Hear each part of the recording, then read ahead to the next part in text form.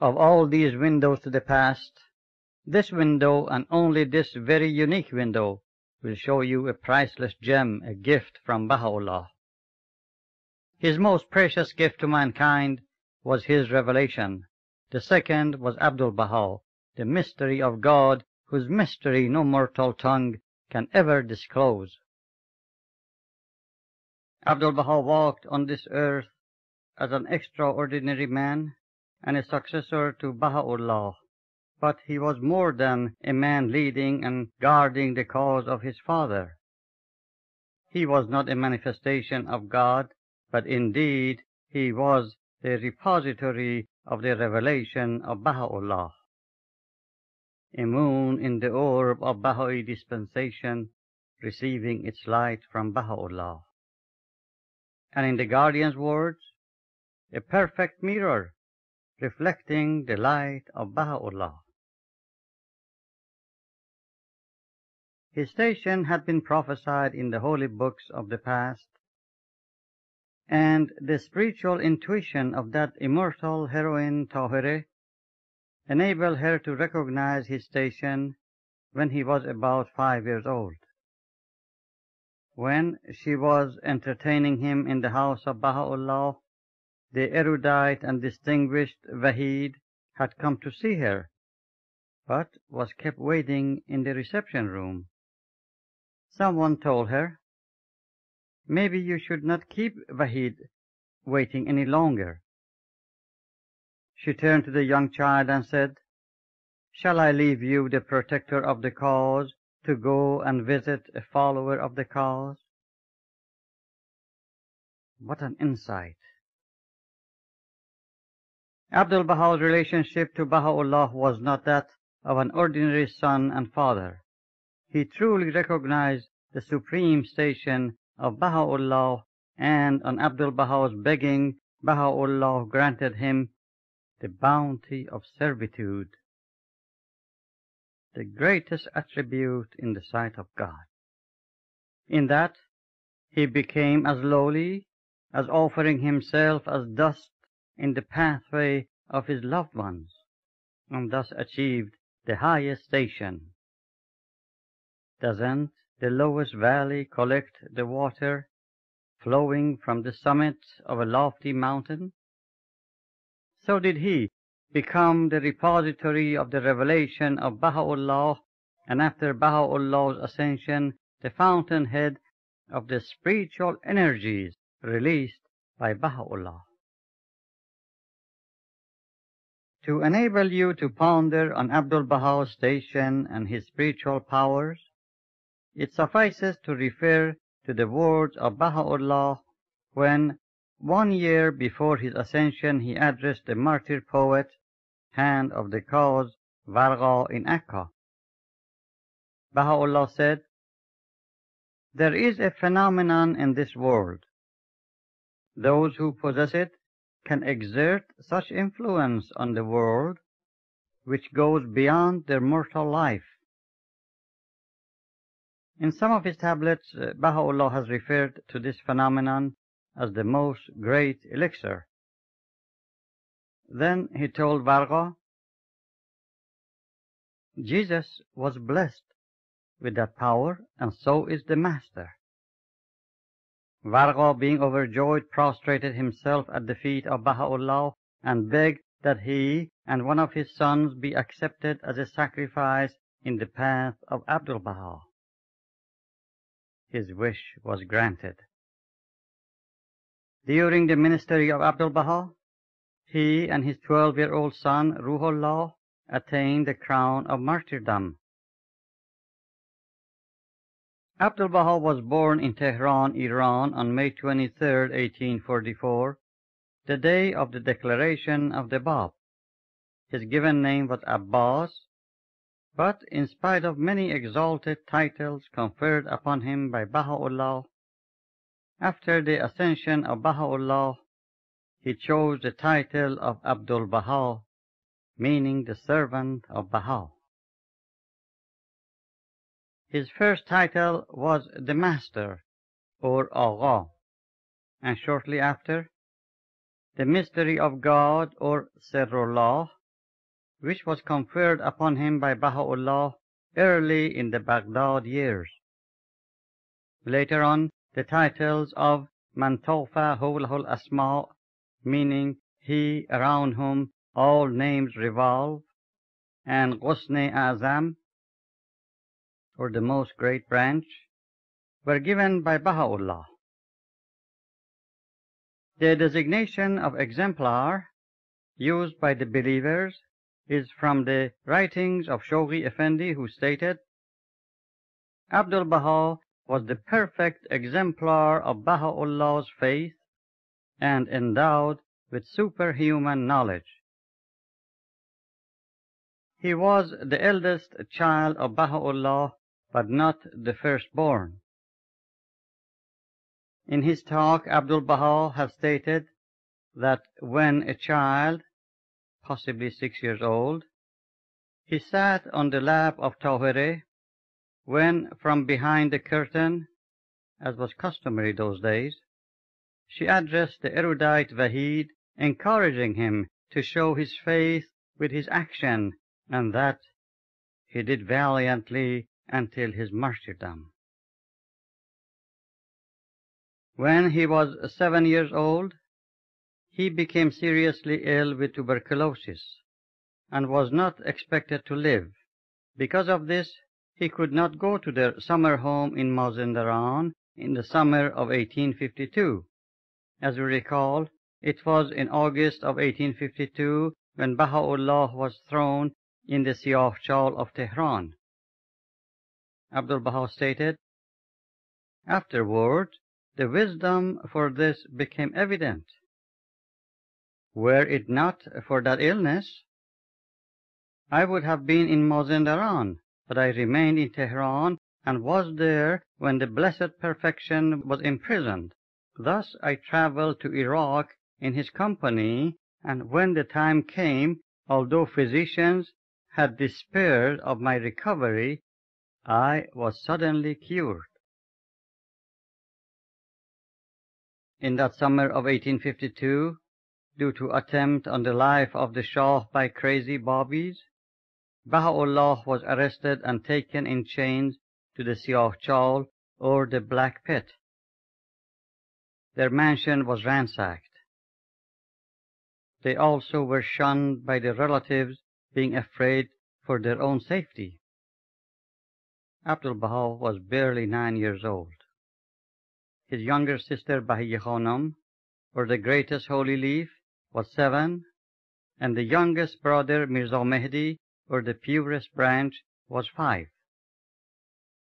Only the faithful servant Esfandiar courageously stayed and helped them.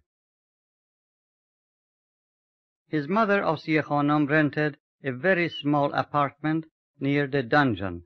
All of a sudden they went from riches to rags.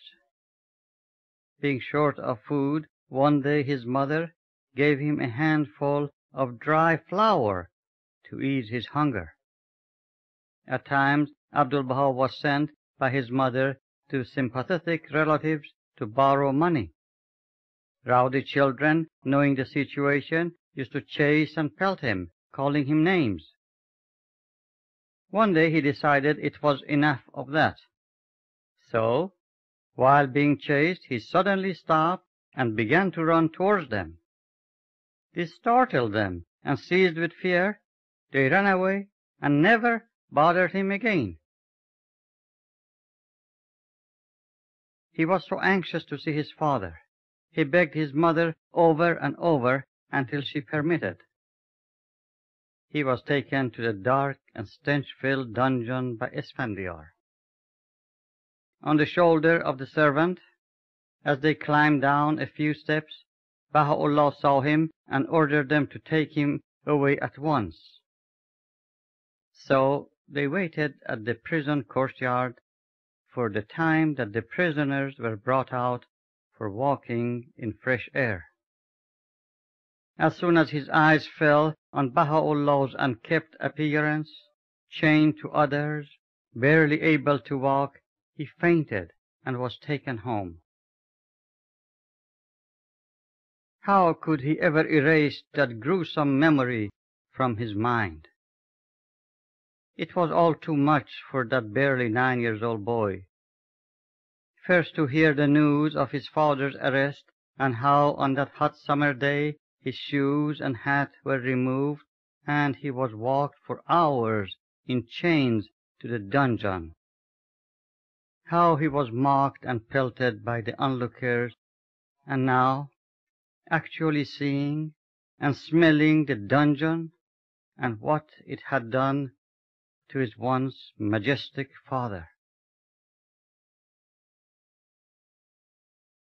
In December, after 4 months, the good news of Baha'u'llah's pending release arrived. This was a relief, since the rest of the prominent Babi leaders had been brutally put to death. However, with the news came the edict of their exile to Iraq in the dead of winter. The family began their journey in January 1853, after Baha'u'llah had somewhat recovered from deadly typhoid fever and leech wounds. With inadequate provisions, the journey began on foot and some packed mules. They had to go over the ice-covered and snow-bound mountain passes of western Iran on their way to Baghdad. Sometimes, facing blizzards, they had to go on narrow trails on the edge of steep mountainsides. Often Abdul-Baha was carried on the shoulders of his uncle Mirza Musa, the faithful brother of Baha'u'llah. 2 of Baha'u'llah's faithful brothers went with them. One was Mirza Musa, the full brother, and the other Mirza Muhammad Gholi, a half-brother. Mirza Yahya, the timid half-brother of Baha'u'llah, went into hiding and later joined them in Baghdad. Abdul-Baha's blessed and tender feet froze on that trip and caused him pain for the rest of his life. The younger brother, Mirza Mehdi, only 5 years old, had to be left behind with relatives because he was too young for the rigors of that harsh journey. He was separated for 7 years. Abdul-Baha's mother, who was pregnant, had to cook and wash. Her delicate hands were so badly chapped. Abdul-Baha witnessed it all. Moses was alone when he was cast out of Egypt. Baha'u'llah was ill and had his family with him. Nevertheless, both had to withstand the hardship beyond endurance of ordinary men. Baha'u'llah suffered more, seeing what his loved ones had to go through. Finally, they arrived in Baghdad in April of 1853. Although Abdul-Baha was only 9 years old, he had such spiritual power that intuitively he recognized the station of his father, and thus he was the first to discover his true station. Abdul-Baha prostrated at the feet of Baha'u'llah and implored for the privilege of laying down his life in his path. Baha'u'llah granted that he become the servant of the cause. You see, the most pleasing thing in the sight of God is service. As the opposite poles of the magnet are attracted to each other, humility and servitude are the only attributes man can achieve, which are the opposite of the attributes of majesty and sovereignty of God. All the other attributes which man could strive for are possessed by God in absolute perfection.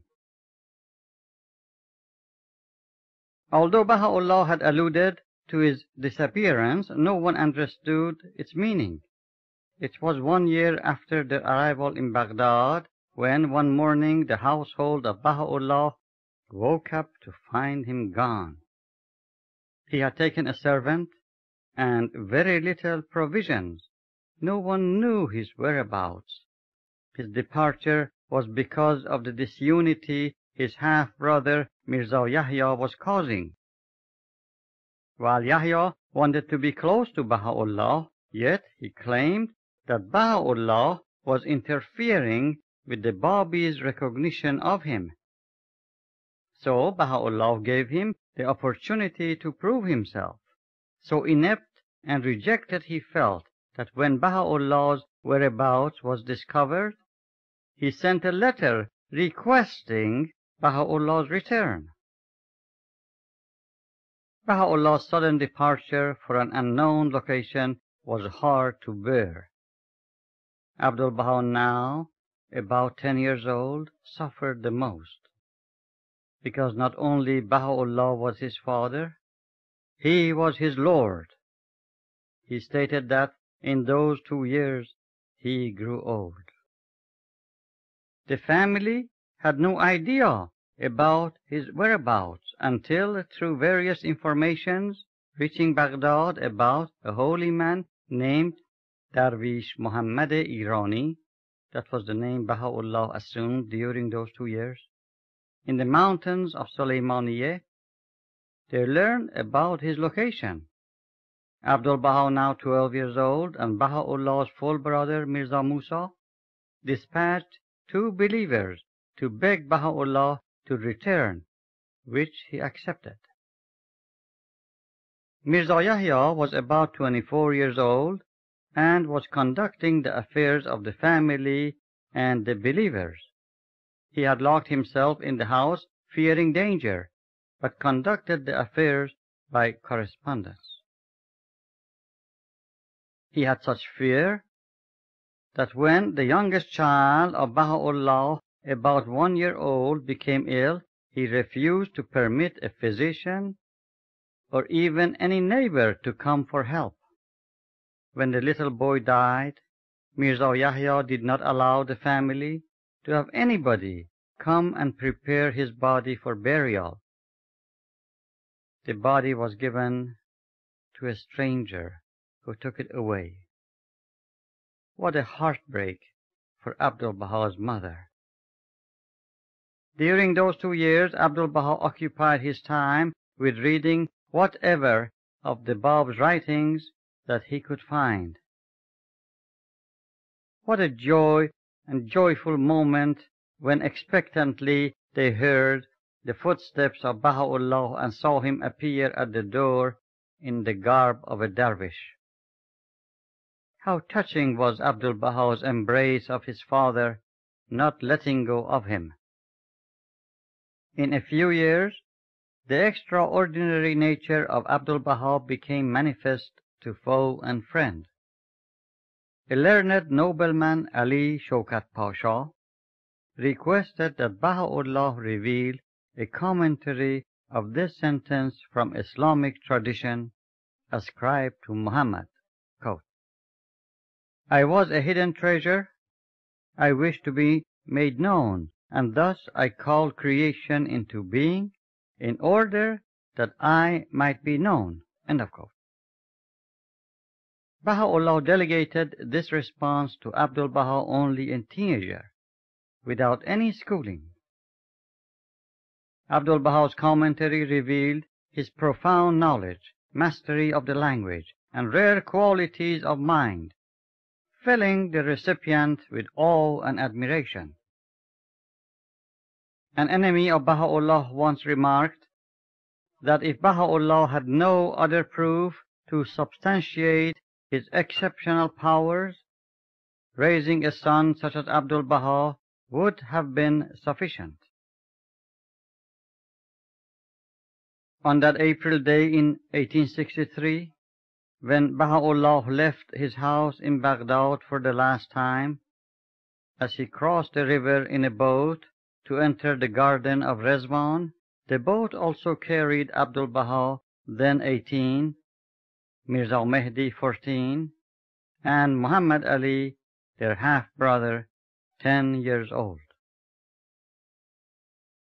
In the course of 4 months of their travel to Istanbul, with a caravan of 72 companions, Abdul-Baha rode a horse alongside his father.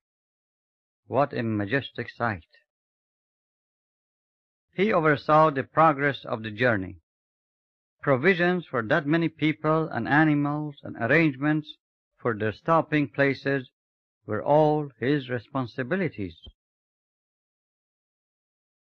The 5 years in Adrianople saw the rise of Baha'u'llah's ministry to its zenith, and also witnessed the depth of Mirza Yahya's evil deeds. In those years, Khurshid Pasha became the governor of Adrianople, and his deputy Aziz Pasha recognized Abdul-Baha's greatness. He constantly sought companionship of Abdul-Baha, who was then about 23 years old. Later on, we will hear about this man again. How distressed was Abdul-Baha to see Baha'u'llah poisoned almost fatally by Mirza Yahya, and to hear Dr. Shishman, who attended him at home, to pronounce his condition hopeless. The doctor fell at Baha'u'llah's feet, and without prescribing any remedy left. In a few days, the doctor became ill. When Baha'u'llah's secretary, Mirza Agha Jan, visited him, he said that God had answered his prayers. Baha'u'llah's illness lasted about a month. He stated that Dr. Shishman had sacrificed his life for him. Baha'u'llah, who had excellent penmanship, rarely took the pen after that poisoning due to shaking of his hands. Among his writings after the poisoning are his letters to Abdul-Baha and his will. In years to follow, how heartbreaking was for Abdul-Baha to receive letters from his father and seeing evidence of his shaking hand, remember those critical days. You can imagine what it was to watch the depraved acts of the desperate Mirza Yahya. If it was not poisoning of the well, which provided water for the family and believers, it was instructing their mutual barber, who was a believer, to kill Baha'u'llah while in bath. As mentioned earlier, Abdul-Baha wished to shield Baha'u'llah, but some of the darts passed by him, yet the hand of Providence protected Baha'u'llah. Then came the most great separation between Baha'u'llah's followers and a few who followed Mirza Yahya, soon to be followed by their exile to Akka. Abdul-Baha was 24 years old when he accompanied his father in exile to Akka. His youthful portrait is the passport photo taken for that trip, when the only photographic portrait of Baha'u'llah was also taken.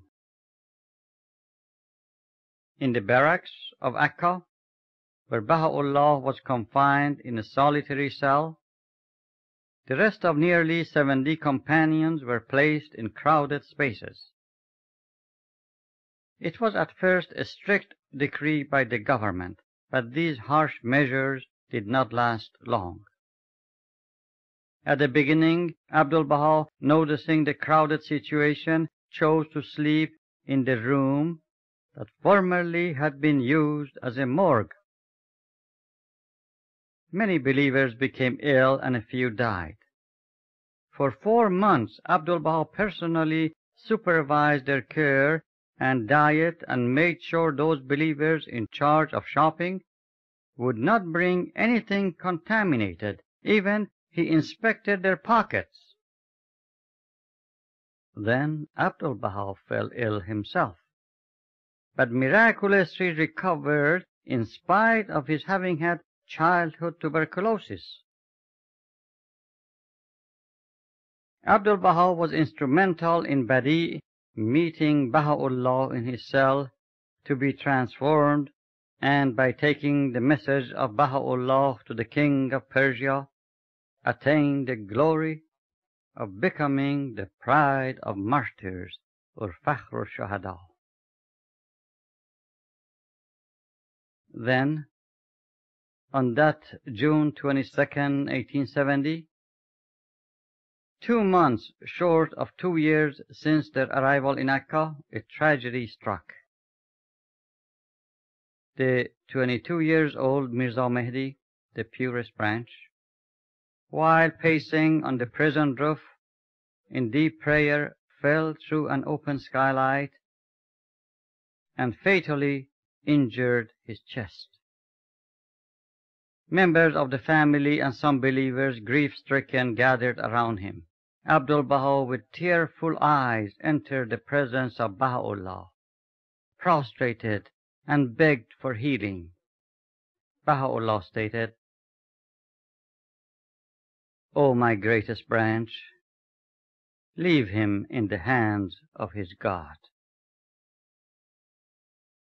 You see, earlier, in the first few months in the barracks, when disease struck, a physician was brought at the bedside of one of the dying believers. When he arrived, after checking the pulse, he angrily protested, being called to examine a dead man. He exclaimed, "I am not Christ," and left. On Baha'u'llah's instruction, a healing prayer was read and the believer came back to life. Doesn't it speak for itself?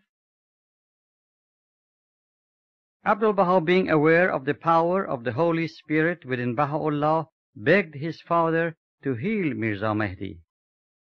Baha'u'llah went to the bedside of his injured son and dismissed everyone. It is stated that Baha'u'llah, having the power of life and death in his hands, asked his dying son what his wish was. He assured him that if he wished to live, God would make him recover and grant him a good health. But the purest branch begged his father and his Lord to accept his life as a ransom for opening the gates of the prison to many believers who longed to attain presence of Baha'u'llah. His wish was granted. 22 hours after his fall, he took his last breath. He was 12 years old when, after 7 years of separation, he was sent to his parents in exile in Baghdad. And now this tragic separation broke his mother's heart, who wept constantly until Baha'u'llah consoled her about the effects of his death. 4 months later, the restrictions were relaxed. The prisoners were placed in houses within the walled city because the government needed the barracks for military purposes. After living in a few houses for a short time, the large family of Baha'u'llah settled into the house of Udi Khammar. It was so crowded there that in one room 13 persons of both sexes had to live. Of course, with the bad publicity about the prisoners, people were not friendly to them. Matter of fact, when Udi Khammar moved to his large mansion, which later became Baha'u'llah's mansion, as known as the mansion of Bahji, and rented his own house in town to Baha'u'llah, it displeased his nephew Aboud. Both of them were Christians. Aboud, who lived next door, was a nephew and partner of Udi Khammar. Aboud was so upset that he wanted to prevent the transaction. Then a shameful event made Aboud feel justified in his fear. It was shortly after they moved to that house when 3 followers of Mirza Yahya were killed by 7 followers of Baha'u'llah. These had been sent with Baha'u'llah to Akka by the order of the government for making mischief. One of their activities was constantly reporting to the authorities the arrival of any follower so they could be expelled before being able to see Baha'u'llah. One such follower was the historian Nabil Azam, who had to live in a cave in Haifa. Baha'u'llah, foreseeing their action, had admonished his followers to be forbearing and patient, but to no avail. Abdul-Baha was always so vigilant about shielding his father, but he had too many fronts to cover. This time the darts which bypassed him were from the friends. Baha'u'llah in that regard stated, "My captivity cannot harm me. That which can harm me is the conduct of those who love me, who claim to be related to me, and yet perpetrate what causes my heart and my pen to moan." This horrible incident caused jailing of Baha'u'llah and Abdul-Baha, with Abdul-Baha being chained. They spent 3 days in jail, but the perpetrators were imprisoned much longer. Of course, poor Aboud, being afraid for his safety, barricaded his house against any access from the house of Baha'u'llah. You can realize what this noble and holy family had to go through, now being considered dangerous by their neighbor. Abdul-Baha, who represented the family, in no time won them all with his love and charming personality. It was not unusual for the people of Akka who had not seen Baha'u'llah to refer to Baha'u'llah as the father of Abbas Afandi, meaning Abdul-Baha. Soon we will see that the antagonistic Aboud made 180 degrees change in his attitude. That is why so many times those two houses are referred to as the house of Aboud. Let us not lose track of time.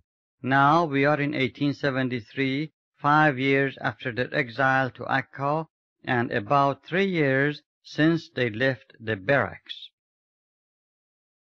That was a memorable year for that little house and the entire world. It was within the confines of that house, the house of Aboud, that the most holy book, or the Kitab-i-Aqdas, was revealed in summer of that year, and also that house witnessed the wedding of Abdul-Baha to Munira Khanum. Abdul-Baha was 29 years old and she was 26. Munira Khanum's given name was Fatimeh. She was born to a childless couple whom the Bab blessed while in Isfahan by giving them a portion of food from his plate. Baha'u'llah had intended to have his niece, Shahrokh Khanum, the daughter of his older half-brother, who was a believer, become the wife of Abdul-Baha. This was also the wish of Shahrokh Khanum's father. It is interesting that when Baha'u'llah was in Baghdad and Abdul-Baha was in his teens, this brother went to Baghdad and asked Baha'u'llah to bring about the wedding. However, this brother of Baha'u'llah died before Abdul-Baha became older. Later on, when Baha'u'llah sent a believer to Tehran with a ring and cashmere shawl, which was customary gift for asking for a woman's hand in marriage, the older half-sister and half-brother of Baha'u'llah, who were not believers and who had become the guardian of Shahrokh Khanum, refused to let her go to marry Abdul-Baha. She was given to the son of the prime minister instead. This forced marriage brought her intense grief, and she died from tuberculosis. Baha'u'llah stated that he saw in his dream that the charming face of Shahrbanu Khanum became darker and darker and faded away, and then one with luminous face and luminous heart appeared to him, and he chose her for the master. Luminous is the translation of Munire. Now we go to Isfahan, the famous city in Iran, well known for the turquoise blue mosaic tiles decorating many beautiful domes. Unless you rather stay in drab Akka. Well, we are not going there to see the colorful mosaics, but to witness the divine mosaic work. In 1872, from Akka, Baha'u'llah sent a tablet to the King of Martyrs, then a famous merchant in Isfahan, stating, "We have considered you as related to us." This great believer could not figure out what Baha'u'llah was alluding to. A few months later, Sheikh Salman, the famous courier of Baha'u'llah, arrived in Isfahan and gave the glad tidings that Baha'u'llah had sent him to escort Fatimah Khanum to Akka. Fatimah Khanum was the cousin of the King of Martyrs. After they arrived in Akka, she stayed for 5 months at the home of Mirza Musa, Baha'u'llah's brother, and at times attained the presence of Baha'u'llah. Mirza Musa often used to bring her gifts from Baha'u'llah. You would guess that she was sure that she was chosen for Abdul-Baha. The answer is maybe. Until one day when Mirza Musa told her the joyous news that Baha'u'llah had sent her the most wonderful gift, and that was the title of Munire, meaning luminous. She became overjoyed, having heard about Baha'u'llah's dream when he chose the luminous girl, or Munire, for Abdul-Baha. Now we can say she was sure. Abu detected that the reason the wedding was not taking place was because of lack of room.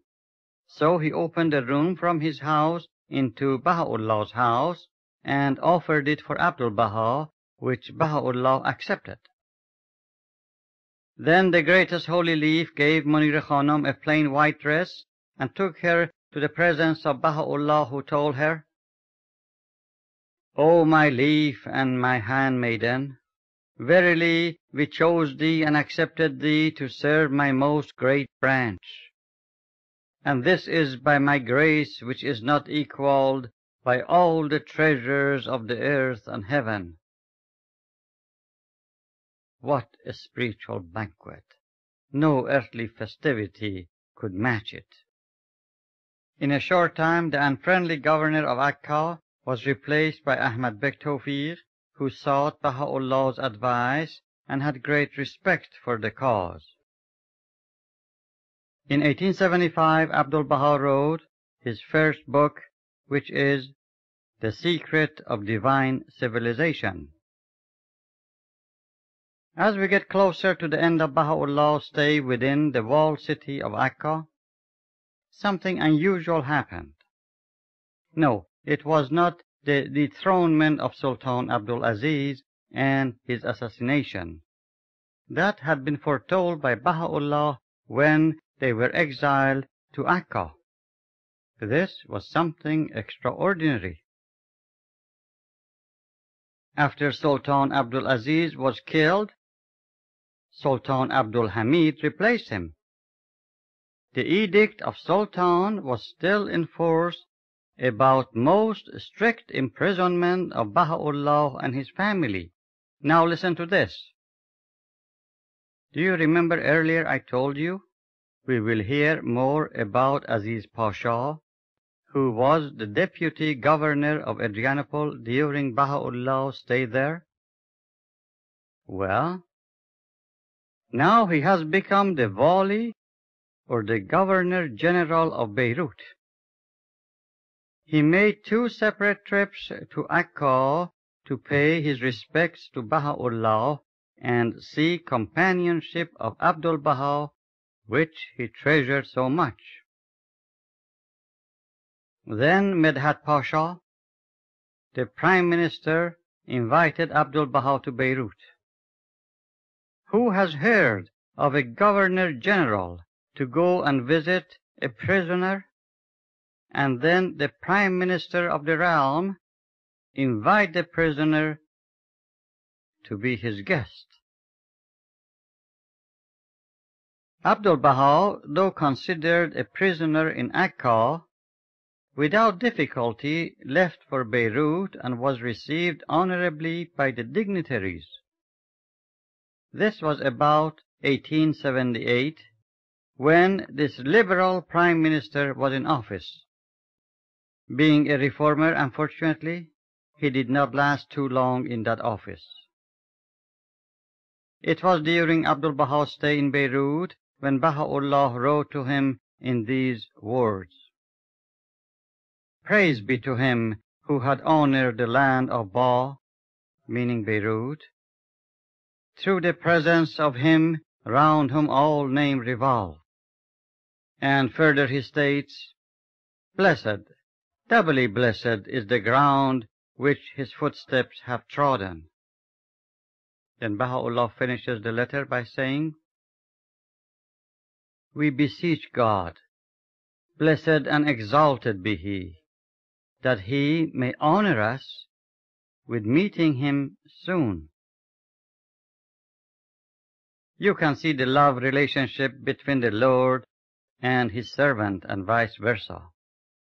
Sovereignty and humility are the opposite poles and attract each other.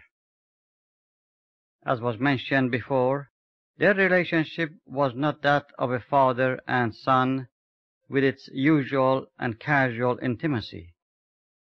When at home, Abdul-Baha never entered the presence of Baha'u'llah without permission. The half-brothers of Abdul-Baha, who were blind to the station of Baha'u'llah, treated Baha'u'llah as the respectable father, but not their Lord. When, through allusions of Baha'u'llah, Abdul-Baha sensed that the time was at hand for Baha'u'llah to leave the prison city of Akka, through the Mufti of Akka he persuaded Baha'u'llah to leave the walled city for the country, namely the mansion of Mazra'eh. Age-wise, Baha'u'llah was 60 years old and Abdul-Baha 33. While in Mazra'eh, Abdul-Baha stayed in Akka, as he continued to do so even after Baha'u'llah had moved to the spacious mansion of Bahji. Abdul-Baha negotiated rental, repair, and every requirement for Baha'u'llah's move, but he, his family, sister, and mother did not move to that mansion. The rest of the family moved to the mansion of Bahji and enjoyed the undeserved bounty of living so close to Baha'u'llah. Abdul-Baha used to walk or ride on donkey between Akka and the mansion. When riding, as soon as the mansion came into view, like in a mile or so, he would dismount and walk the rest of the way. A servant never goes to see his Lord while riding. And Baha'u'llah would send the believers in attendance to go for a distance to welcome him. Then he would stand at the balcony and state to the women and children, Look at the Master. Look at the majesty of his walk. Then Abdul-Baha would climb the stairs and prostrate at the feet of Baha'u'llah. No one has surpassed Abdul-Baha in humility and servitude. 2 years before the ascension of Baha'u'llah, When Professor Edward G. Brown of Cambridge, England, was granted interviews with Baha'u'llah, he also wrote this about Abdul-Baha, who then was 46 years old. Quote, "Seldom have I seen one whose appearance impressed me more.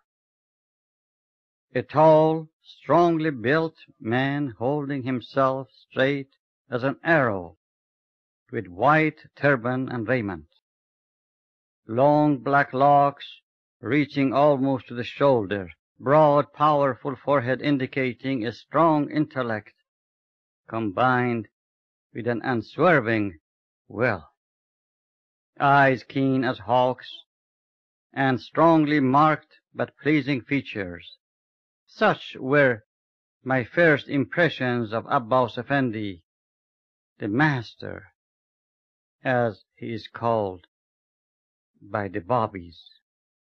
Here I wish to interject that for many years Baha'is were called Babis. I will repeat the last sentence. Such were my first impressions of Abbas Effendi, the master as he is called by the Babis. Subsequent conversation with him served to heighten the respect with which his appearance had from the first inspired me.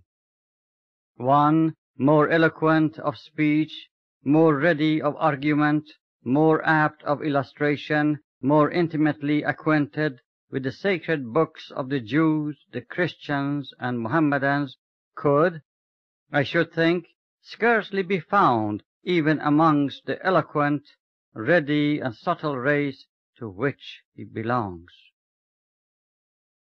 The qualities combined with a bearing at once majestic and genial made me cease to wonder at the influence and esteem which he enjoyed even beyond the circle of his father's followers.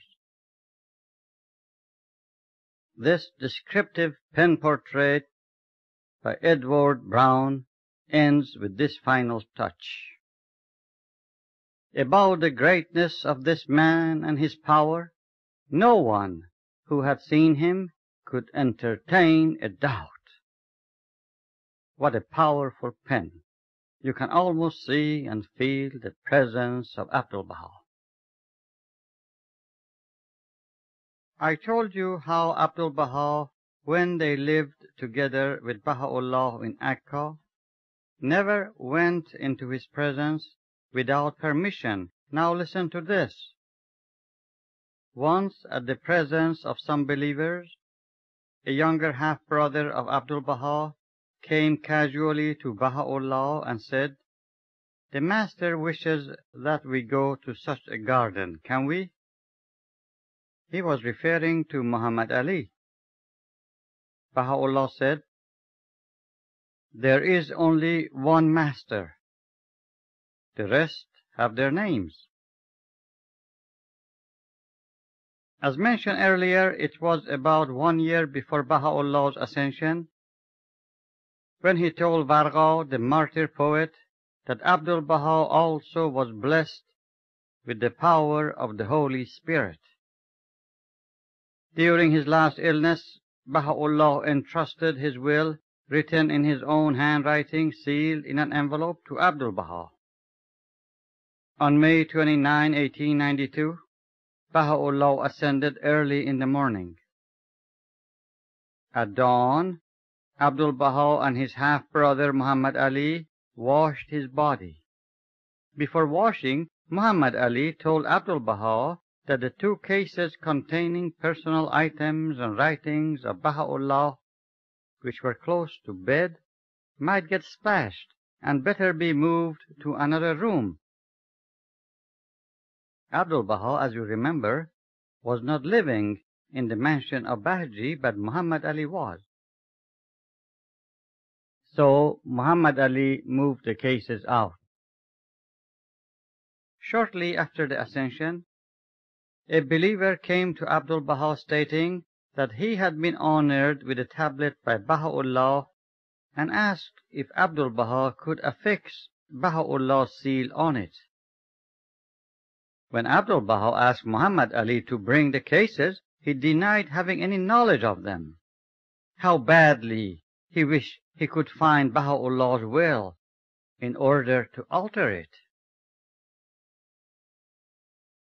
9 days after the ascension of Baha'u'llah, in the presence of 9 believers and the family members, the seal on Baha'u'llah's will was broken, and the will, which Baha'u'llah called Kitab-e-Ahdi, or the Book of My Covenant, was read. In English, this book is referred to as Kitab-e-Ahd. It clearly appointed Abdul-Baha as the unquestionable successor to Baha'u'llah and the authorized interpreter of his words. On the same day in the afternoon, the will was read aloud to all the family members and believers who were in Akka. The one who read it was Majduddin, the son of Mirza Musa, the faithful brother of Baha'u'llah, who had passed away 5 years earlier.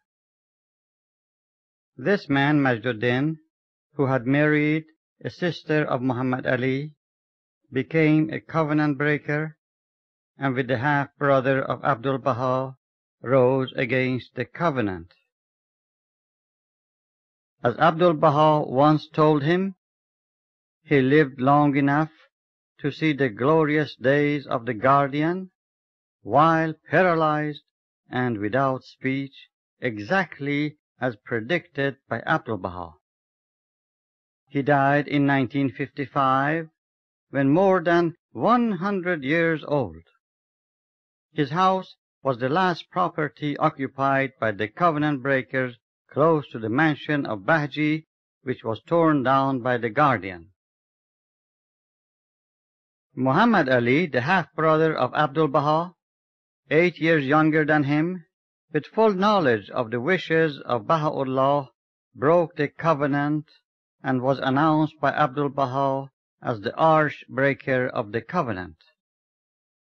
He was so deceitful that even when Baha'u'llah was living, he altered some of his writings and had to be reprimanded and chastised by Baha'u'llah's own hand.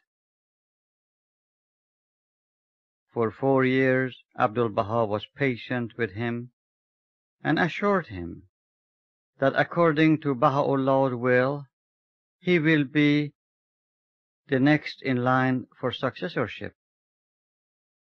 But he arrogantly declared that there was no guarantee that he would outlive Abdul-Baha, and he planned to usurp position from Abdul-Baha exactly the way Omar usurped the successorship from Ali, the rightful successor to Muhammad. Imagine the arrogance. With various intrigues and promises, he drew all of the half-sisters and brothers of Abdul-Baha, nearly 40 people, into his camp. His main cause was that Abdul-Baha claimed to be a prophet, which was against Baha'u'llah's writings, that no manifestation shall appear before 1,000 years. What a curse Muhammad Ali brought upon himself and others.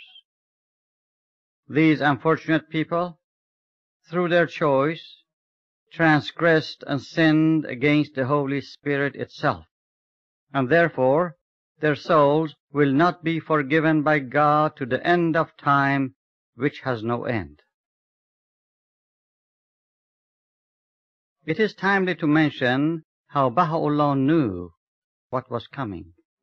In one of his tablets he reveals, quote, "My sorrow is not for myself, but for him who shall come after me in the shadow of my cause, with manifest and undoubted sovereignty, inasmuch as they will not welcome his appearance, will repudiate his signs, will dispute his sovereignty, will contend with him, and will betray his cause."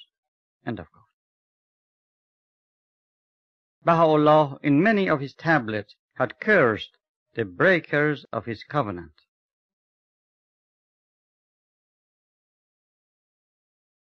Now all of the covenant breakers are in the mansion of Bahji, and Abdul-Baha, his sister, the greatest holy leaf, Abdul-Baha's wife, and 4 unmarried daughters, lived as before within the walled city of Akka. Abdul-Baha's mother, Asiya Khanum, had passed away 6 years before the ascension of Baha'u'llah. The only other male in Abdul-Baha's household was the faithful half-brother of Baha'u'llah, Mirza Muhammad Quli. How unfortunate was Mirza Agha Jan, Baha'u'llah's secretary for 40 years, who chose to go into the camp of the covenant breakers. With all of the wealth he had accumulated through gifts which believers sent to Baha'u'llah, he became their financial support.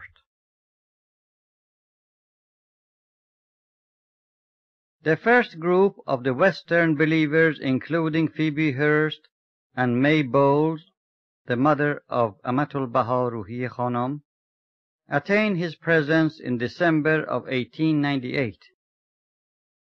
This group of 15 went to Akka in 3 successive parties, each one staying only for 3 days. As you recall, Baha'u'llah before his ascension, while in Haifa, pointed out to Abdul-Baha where the shrine of the Bab should be built. After his ascension, Abdul-Baha purchased that specific parcel of land, and soon the covenant breakers informed the property owners of surrounding lots that their property would become very valuable to Abdul-Baha, and should any of them decide to sell to Abdul-Baha, the covenant breakers should be contacted first so they could outbid Abdul-Baha. The piece of land for the shrine had no access to the road for getting the supplies and equipment there, and the owner of the needed lot was not willing to sell to Abdul-Baha for any price. So, one night Abdul-Baha stayed up all night reciting prayers by the Bab over and over. The next morning, the stubborn owner approached him and indicated his willingness to negotiate, but Abdul-Baha would not show any interest. The owner felt very guilty, saying he had been a victim of the mischief of the covenant breakers. He kept bringing the price down and even offered to give it away free. Then Abdul-Baha told his attendant to purchase it for a fair price. In 1899, the same year that the holy dust of the Bab was brought to the Holy Land, Abdul-Baha laid with his own hands the cornerstone of the shrine. These covenant breakers did everything to make life miserable for Abdul-Baha, his family, and the steadfast followers. In particular, Muhammad Ali was determined to cause Abdul-Baha's execution or exile to a very remote place. Since they occupied the mansion of Bahji, any time Abdul-Baha and the believers went to the shrine of Baha'u'llah, they would stand on the balcony and harass them. With repeated reports to the government, Muhammad Ali and his allies stated that Abdul-Baha, with the help of the Westerners, was building a fortress on Mount Carmel to take over the government.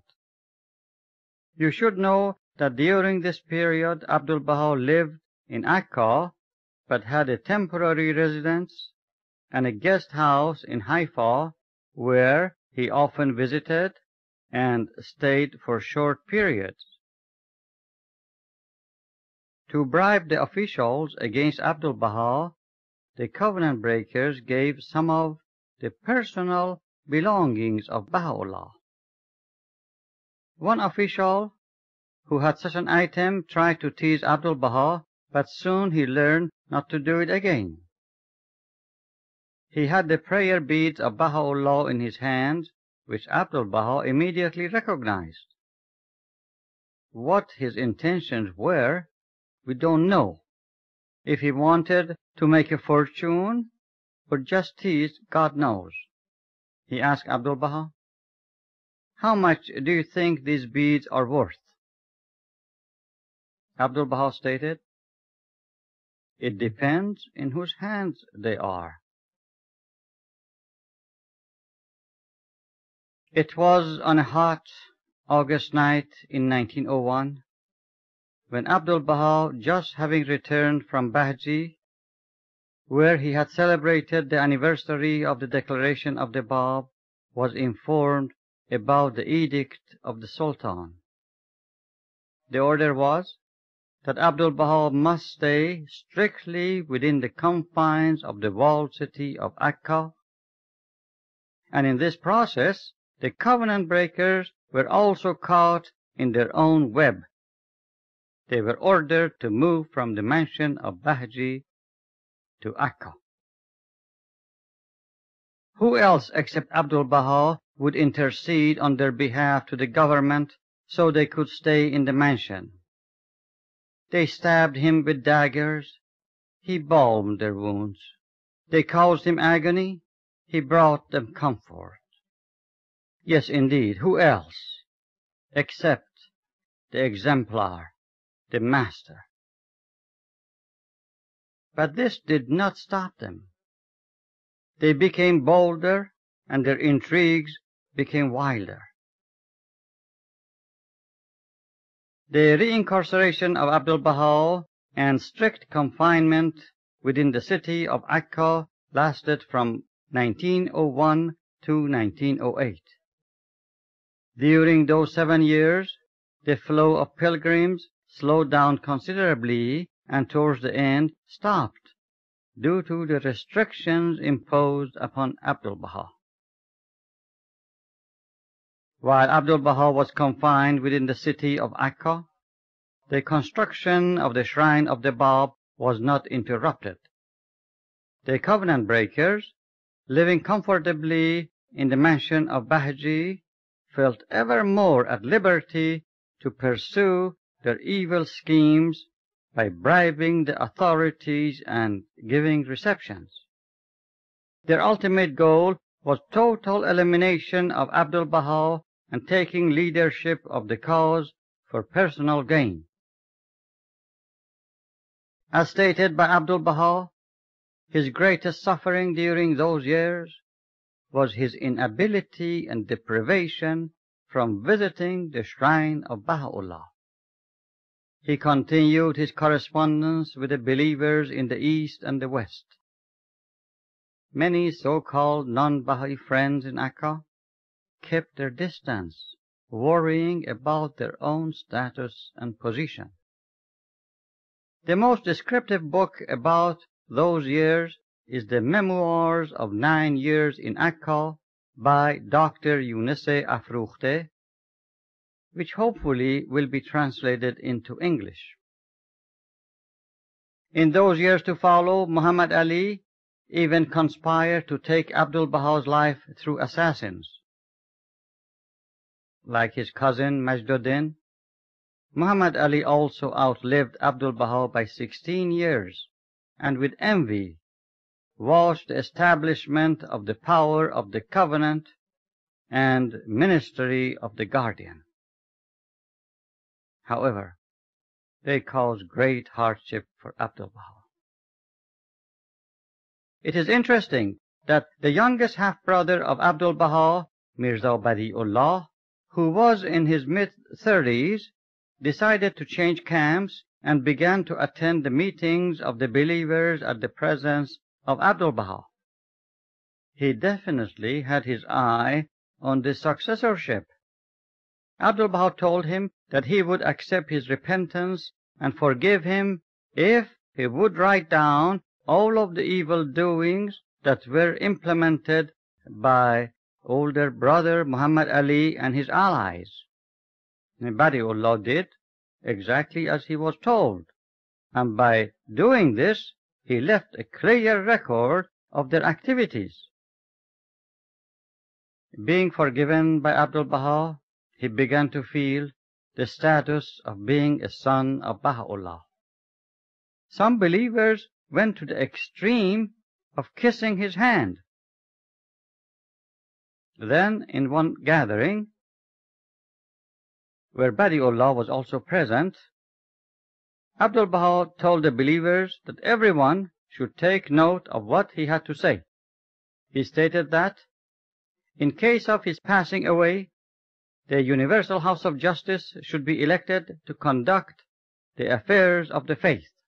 Well, what do you think? It was a clear message to Badi'ullah, who after a short time went back to his old camp because his hope of leadership after Abdul-Baha was dashed. Abdul-Baha's daily work of attending the sick and the poor was not interrupted for a moment. In those distressful days, he stayed up all night, way past midnight, keeping up his communications. He wrote as many as 90 letters per day. Now you know how there are between 26 to 27,000 letters from his pen.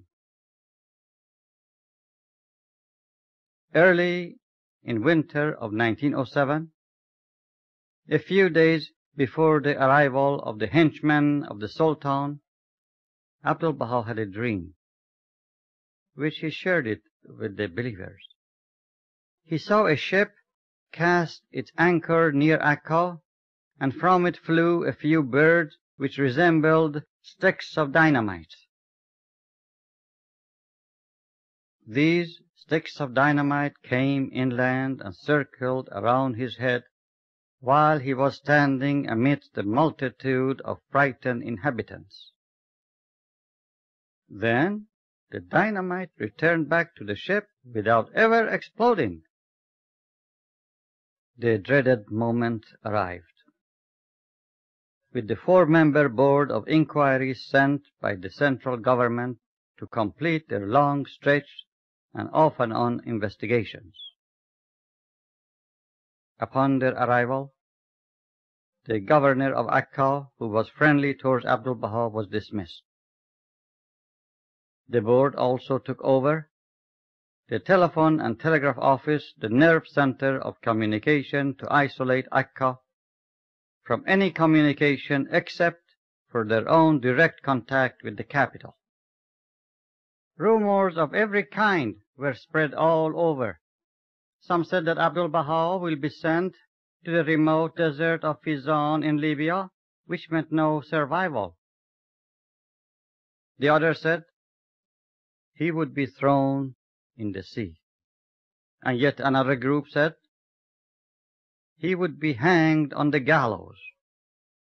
You could imagine the joy of the covenant breakers and the despair of the believers. To fan the flames, the covenant breakers showed hospitality to the members of the board, while Abdul-Baha, totally unperturbed, carried on his usual day-to-day schedule, including repair of his house, planting trees, and even storing fuel for winter. This surprised the inhabitants, who were sure his days were numbered. Somehow, I cannot put any suspense in this story because we know that the forces of evil are always defeated. But do you think we could have convinced those believers with their hearts in their throats? For Abdul-Baha there was no problem, but his concern was the distress of the believers about the impending separation and possible execution. The telephone and telegraph office was sealed to the public, but no one could block Abdul-Baha's channels.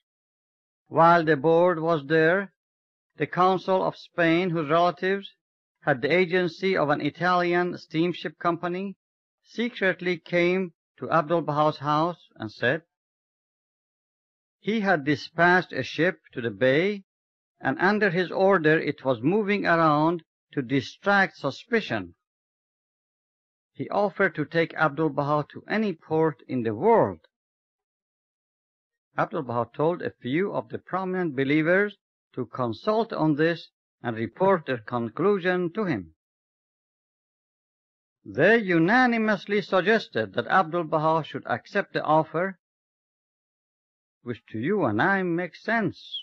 Why should Abdul-Baha, the center of the covenant of Baha'u'llah, the builder of the world order, jeopardize his life?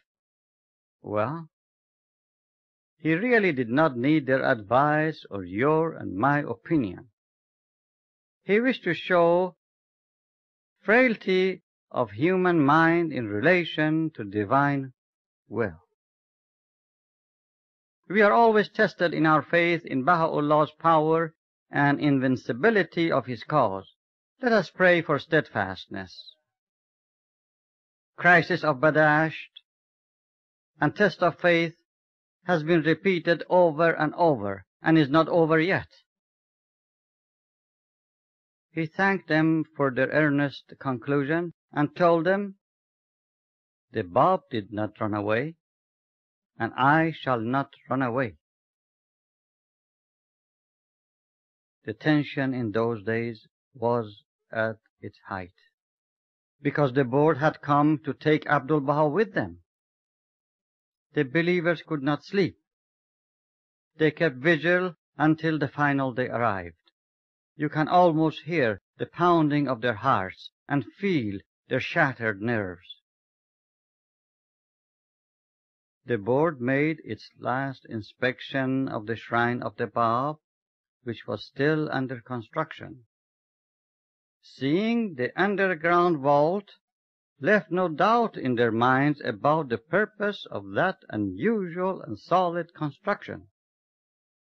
The believers along the shore kept their vigil and watched the movement of the ship in the bay as it left Haifa. Well, that was it. They were coming to Akka to take Abdul-Baha. Now that the sun was setting, they could see the ship even better with its lights on. The ship began slowly to move back towards Akka, and this was the sure sign that Abdul-Baha would be arrested at any moment. Meanwhile, Abdul-Baha was calmly pacing in the courtyard of his house. All of a sudden, to great surprise of the believers, the ship changed its course and headed towards the open sea. Apparently, urgent news had come to the officials that a bomb had exploded near the carriage of Sultan Abdul Hamid while he was returning from the mosque. With the gravity of such an attempt on the life of the Sultan, everything else was put on the back burner, and the officials were summoned to return at once to Istanbul. It did not take too long before the Sultan was forced to submit to the demand of the revolutionaries, and in the summer of 1908, the constitution was reinstated and all the religious and political prisoners were freed. Then, on that Nowruz day of 1909, he laid with his own hands the sacred remains of the Bab and his companion martyr in the heart of Mount Carmel, at the shrine which, as stated by him, every brick of it was laid with the labor of love, and every inch of it was raised with tears of agony. At the final moment of that emotional event, he took off his turban, shoes, and cloak, and laid his blessed head on the corner of the casket, and cried so intensely that it made everyone there weep with him. With all the services that Abdul-Baha rendered, he considered this one his greatest accomplishment. The same night, a telegram arrived about the formation of the first Baha'i National Convention of Delegates in Chicago. Within the course of 1 year, his household was gradually transferred to his newly built house in Haifa. At the age of 65, he left Akka forever, never to set foot within the city gates of Akka again. He was 24 years old when he entered Akka as a prisoner. With the gates opened, the flood of believers began to flow, and his correspondence ever increased. It was not unusual that he simultaneously kept 3 secretaries writing separate letters in 3 languages, Persian, Arabic, and Turkish. Shahrokh Effendi, his eldest grandson, at times acted as his secretary for correspondence in English. Abdul-Baha slept and ate very little. His diet included bread, goat milk, cheese, tea, and olives. Many times at dinner tables he served the believers and the company himself. While some were spellbound by his presence, he would remind them to eat. At the evening of his life, at the age of 67, in 1911, he began his extensive journeys.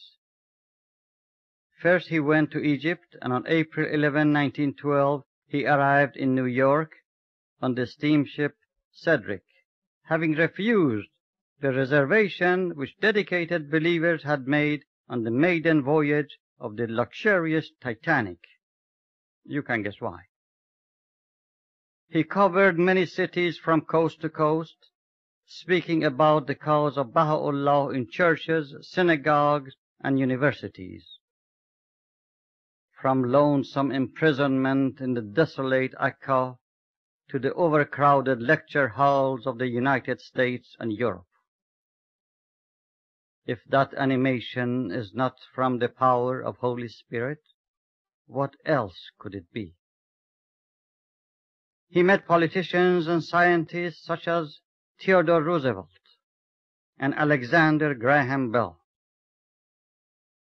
After meeting Lee McClung, the United States Treasurer, Juliet Thompson asked McClung what was his impression of Abdul-Baha. These are exact words of McClung. I seem to be in the presence of one of the great old prophets. Isaiah, Elijah, Moses, and yet it was more than that. He was like Christ. No, now I have it. He seemed to me like my divine Father. Abdul-Baha laid the cornerstone of the House of Worship in Wilmette, Illinois in May 1912. While in the United States, he made a side trip to Montreal, Canada. While on the West Coast, he visited the grave of Thornton Chase in Los Angeles, who had just died before his arrival in California. He returned to New York, the city of the covenant, and on December 5th, 1912, he left New York by a steamship for Liverpool on his way to London. Then he visited a few European cities, such as Paris and Stuttgart, and the last leg of his extensive and historic journey was Egypt, where he spent about 5 months. He returned to the Holy Land on December 5th, 1913, at the eve of World War I, which he had predicted. His journey to the West and long absence from the Holy Land had 2 purposes.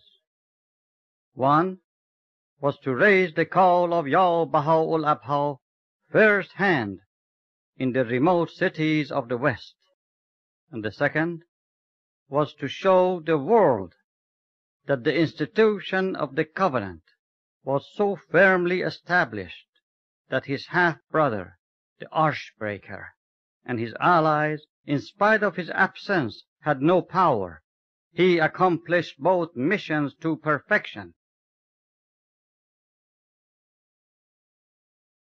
Before the onset of the World War, and after it began, he advised the believers to cultivate large fields of land and plant grain which was stored. When the famine struck, he gave grain to the needy. It was towards the end of that war when Jamal Pasha, the Turkish commander-in-chief and the bitter enemy of the faith, allied with Germans, expressed his intention to crucify Abdul-Baha and level the shrine of Baha'u'llah. However, through the efforts of the British believers, the Foreign Office advised General Allenby, the commander officer in that region, to extend all protection to Abdul-Baha, which was done promptly and effectively. After the liberation of Palestine by the British forces, at a ceremony specially held for his sake in Haifa, General Allenby conferred the British knighthood upon Abdul-Baha for his humanitarian services to the public during the famine in those gloomy days of war. Among other highlights of 29 years of his ministry were the erection of the first house of worship in Ashgabad in Russian Turkestan and repair of the house of the Bab in Shiraz. Abdul-Baha's writings could be classified in these categories. Number 1, the Will and Testament, that unmatched document which established the administrative order and appointment of Shahrokh Effendi as the guardian. Number 2, the books he wrote are 3. The Secret of Divine Civilization, written in 1875. A Traveler's Narrative, which is a brief history of the faith. Memorials of the Faithful, in which he honors number of outstanding early believers. The third category are the compilations of his talks and tablets under the following titles: Some Answered Questions by Laura Clifford Barney, which are his table talks in Akka during his reincarceration, Paris Talks, Promulgation of Universal Peace, which are his talks in the United States, the Tablets of the Divine Plan, which are 14 tablets written in 1916 and 1917, addressed to the Baha'is of the United States and Canada for the spiritual conquest of the planet. The last in this category is selections from the writings of Abdul-Baha. The fourth category are his numerous letters to individuals in regard to explanations of Baha'u'llah's writings and other matters. His mission fully accomplished the mystery of God, for as he wished it to be known, Abdul-Baha ascended to the world of mysteries on November 28, 1921, in Haifa at the age of 77.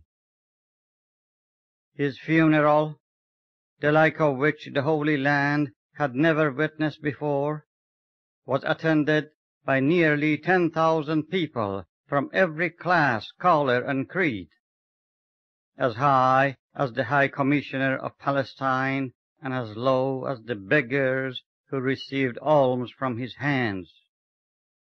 all united as he wished them to be, mourned the loss of their beloved Abdul-Baha. He was laid to rest in a vault, in a room adjacent to the room of resting place of the Bab, under the same shrine which he built so fervently with the labor of love and tears of agony. Messages of sympathy began to pour in from far and near. One was from no less a person than the British Secretary of State for Colonies, Mr. Winston Churchill, who conveyed the sympathy and condolences on behalf of His Majesty's government. His will and testament, which was addressed to Shahrokh Effendi, was read 5 weeks after his ascension. Shahrokh Effendi was in London when Abdul-Baha passed away and sailed to Haifa after his recovery from that shocking news. Friends, by reading 3 excellent books, God Passes by Shahrokh Effendi, Abdul-Baha by the late hand of the cause H. M. Balyuzi, and The Covenant of Baha'u'llah by Adib Tahirzadeh, you can easily recognize the limitation of this short presentation. Let us hope that this brief account of such a momentous life has excited your interest for deeper study of the life and ministry of Abdul-Baha, the mystery of God.